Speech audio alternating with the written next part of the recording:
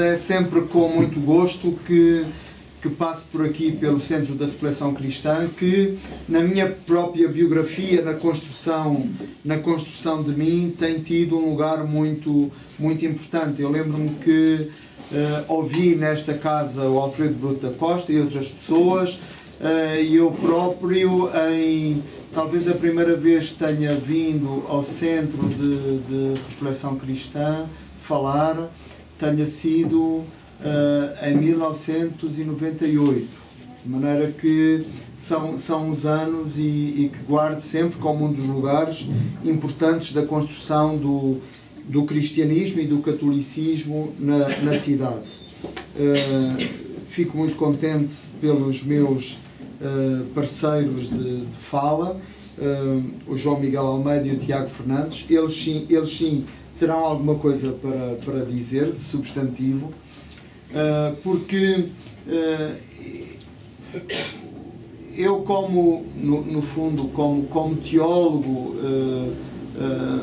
ocupo-me normalmente de outros dossiês, não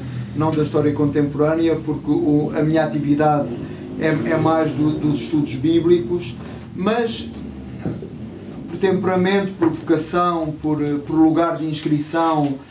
por cultura, sinto-me também como uma espécie de antena, uma espécie de sonda da própria realidade, e nesse sentido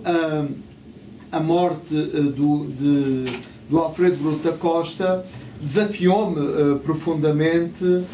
no fundo, a pensar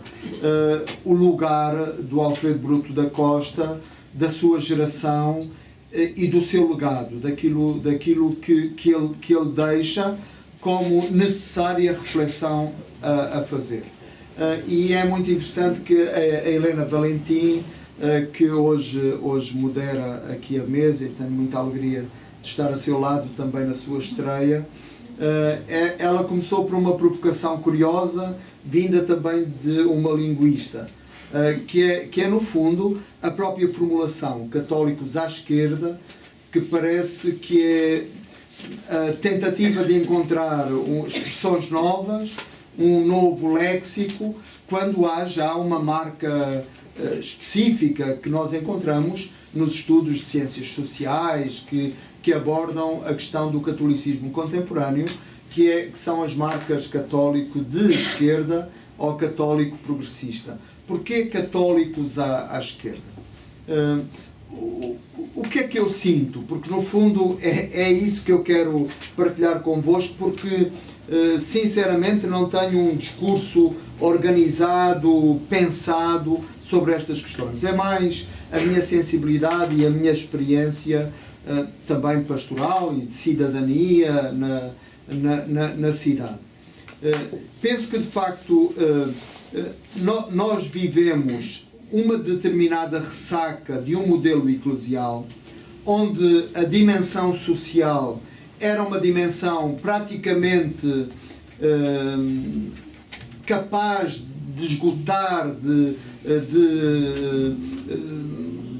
dizer por completo tudo o que era ser cristão. No fundo, o compromisso político acabava por ser o horizonte de cumprimento da vocação do cristão no mundo, e de certa forma tudo era enfocado numa dimensão política e num compromisso político imediato. Isso nós sabemos que a contemporaneidade relativizou muito.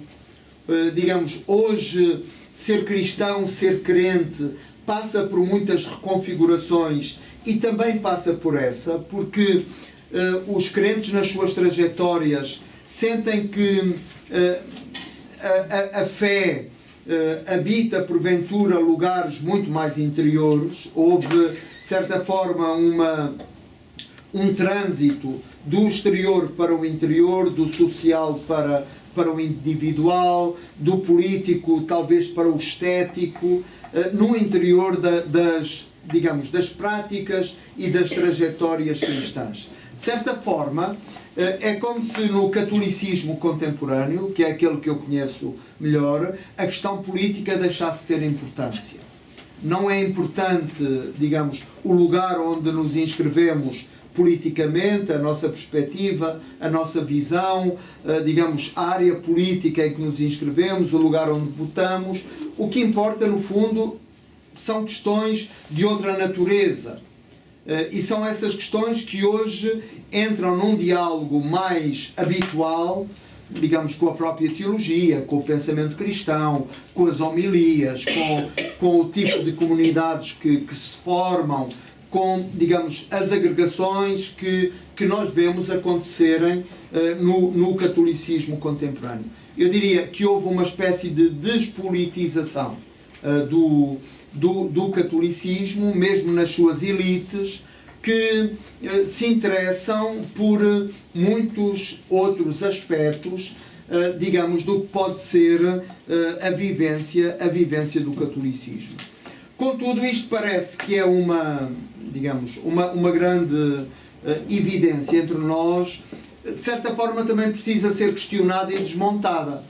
Porque depois, na imagem pública que o catolicismo dá de si, e estou a falar do catolicismo português, que é aquele onde nós estamos inscritos, sociologicamente o que nós vemos é que o catolicismo é arrumado à direita. E quando se fala de uma sensibilidade católica, imediatamente o que é dado como suposto é que a sensibilidade tenha um alinhamento à direita, salvo raras exceções que são muito identificadas como aves raras no panorama político ou no panorama cultural. Ora,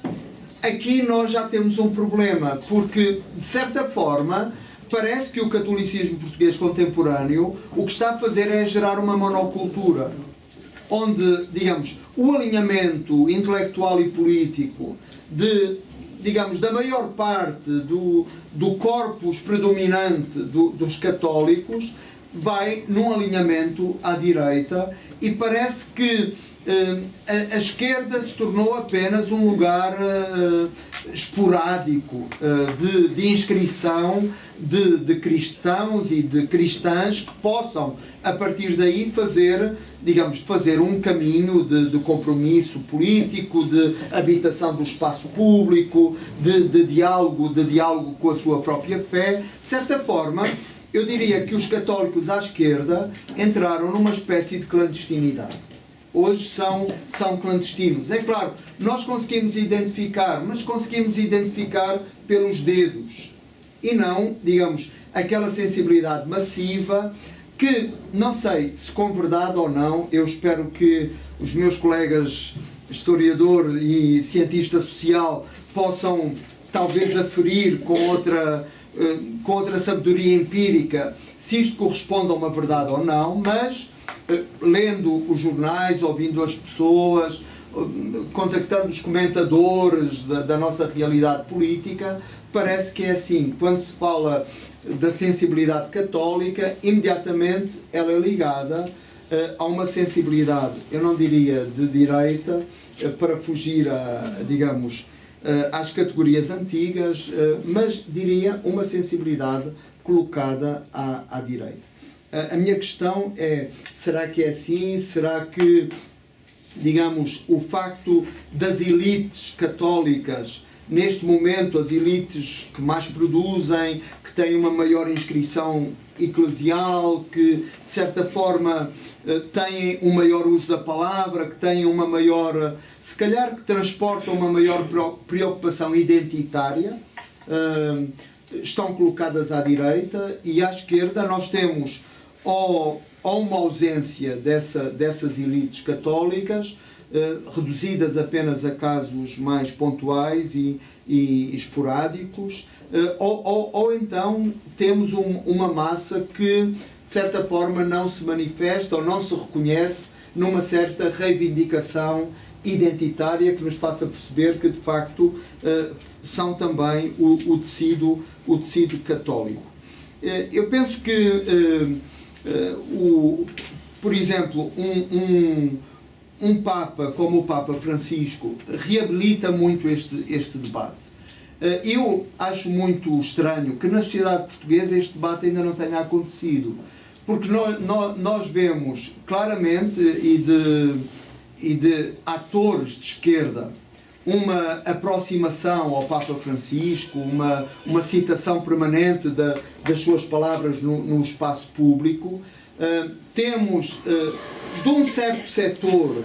digamos, colocado à direita, um incómodo muito grande com o Papa Francisco e uma necessidade de estar sempre a traduzir o magistério do Papa Francisco, como se ele não falasse claro e fosse necessário, de certa forma, mitigar o impacto do seu posicionamento e do seu magistério, mas ainda não encontrei nos grupos católicos, nas elites católicas, uma vontade de tentar perceber aquilo a que o Papa Francisco nos desafia, em termos também de uma reconfiguração do lugar do cristão no espaço público. E neste debate, eu não diria de esquerda ou de direita, mas neste debate à esquerda ou à direita, poder haver também uma revitalização. Porque no dia da morte do Alfredo Bruto da Costa fez muita impressão sentir que morreu uma figura que não deixava muitos sucessores. A altura dele, com a inscrição dele, com o impacto que ele conseguiu, e essa espécie de vazio perturbou-me muito. Para lá de que as coisas que se disseram, e de certa forma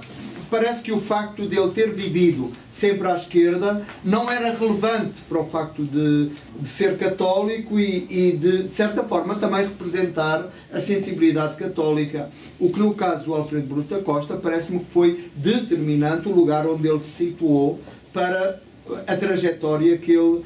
construiu em termos sociais.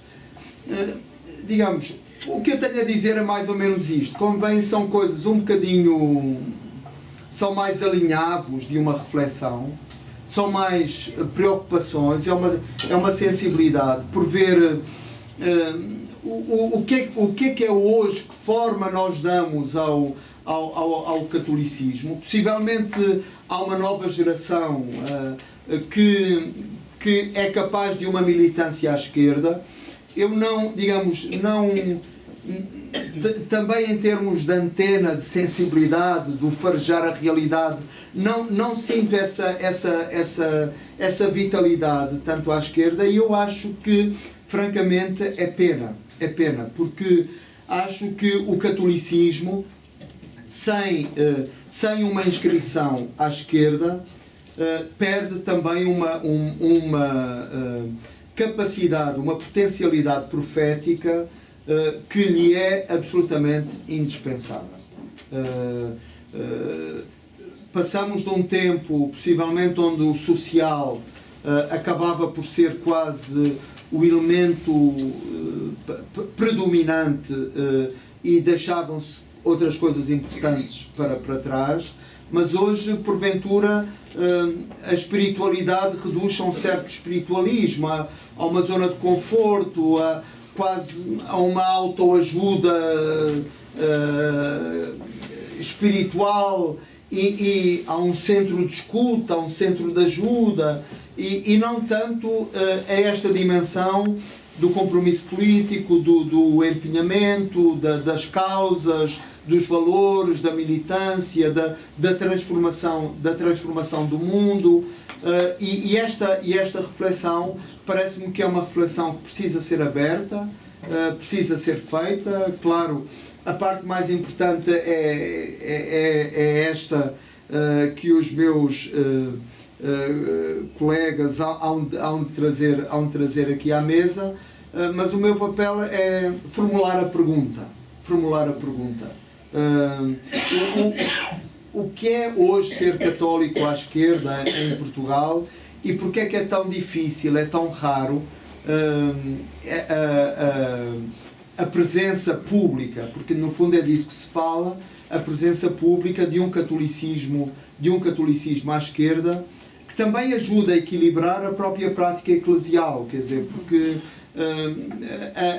a mim fazendo um diagnóstico, no fundo, da Igreja Portuguesa neste momento, sente-se claramente um certo vazio, uma ausência de atores que possam trazer para o interior do próprio debate eclesial um conjunto de questões que normalmente estão associados à esquerda, geneticamente, e que essa ausência provoca, digamos, um fechamento da Igreja, um alheamento da Igreja em relação ao debate público. Eu lembro-me quando era jovem e que assistia, no fundo, às grandes conferências que se faziam, aos grandes simpósios, grandes colóquios, grandes assembleias. No fundo, habituei-me a ver atores no primeiro plano, como Alfredo Bruto da Costa, como a Manuela Silva, como antes a Maria de Lourdes Pintacilgo, o Sousa Franco, o Guilherme de Oliveira Martins. Alguns ainda estão presentes e ativos, graças a Deus, mas ao mesmo tempo há aqui uma mudança e não sei se à esquerda se construíram alternativas. Pronto, isto era para lançar a conversa, depois do diálogo terei mais alguma coisa a dizer.